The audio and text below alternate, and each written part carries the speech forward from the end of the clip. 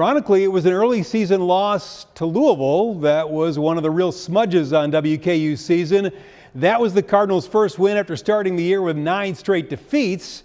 U of L managed just 4 wins against 28 losses in Kenny Payne's initial season. Rick Bozich and Eric Crawford discussed some immediate needs for Payne and the Cardinals now that the historically bad season is done. Well, Eric, you and Dalton Godby were in Greensboro for Louisville's one-and-done appearance in the ACC Tournament. Season's over, 4-28, 5-game losing streak to end the season. Not a lot of happy fans out in Cardland. What do you think are the 1 or 2 things that Kenny Payne needs to do and should do to get things rolling for next year? A couple things. Number one, obviously, it's recruiting starting right now. Transfer portal.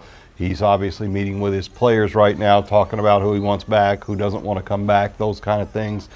But in addition to that, I think he needs to have another press conference. I don't think he wants to go out on the note that he went out on at the ACC tournament. I don't think his answers to the questions that he got about his future, about discussions with Josh Hurd, about his coaching staff, I don't think those are the comments he wants to leave with the fan base heading into a prolonged dead period. Now, we may not hear from him again, but I do think it would be good for him to talk to fans one more time about what this season was like and the challenges he faced and how he hopes to fix it.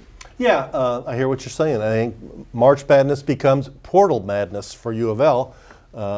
Players who are not graduate transfers can go into the portal starting next Monday. I expect Louisville to be very active and very successful in the portal. I've heard some names of guys who I think will make Louisville fans excited about next season. And they've got a recruit coming in for a visit this weekend who's a top 20 player in the class, a big man. A lot of the recruiting gurus are predicting he will commit to Louisville. And so I think that's the one thing that's most important for him, is to show people that the roster is going to turn over. The guys who have been part of this team for 2 years when they've lost, some of them are not going to be back next year, and it's going to be a new group of guys, and it'll be a new approach going into next season.